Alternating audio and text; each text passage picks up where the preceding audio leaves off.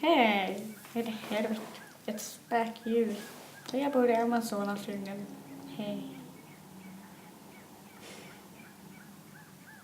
Hej. Björn. Visserligen Amazonas är 10 gånger så stort som Sverige. 10 gånger. 1, 2, 3, 4, 5, 6, 7, 8, 9, 10. 10 gånger alltså. 10 gånger. Wow. Det regnar väldigt mycket i Amazonas djungel. Man kan till och med använda själv. Det är kul. Regnskogen täcker bara 7% av jordens landyta. Ändå lever mer än hälften av jordens olika växt- och djurarter här. Växt och djur, inte bara djur. Som man ser på bilden. Det är bara djur där. Ingen växter. Här kommer fjäril.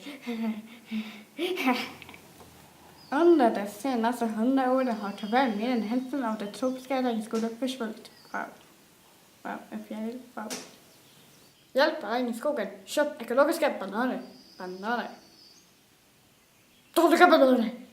Bra bananer. Glada bananer. Bananer är goda.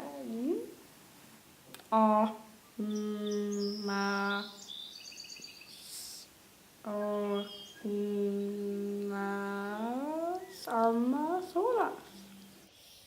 Julia Pettersson ville kyna, foto Julia Pettersson och ville kyna. Helvete gjorde gös av Julia Pettersson, helvete skapad av ingen boss, det var jag hinner inte med.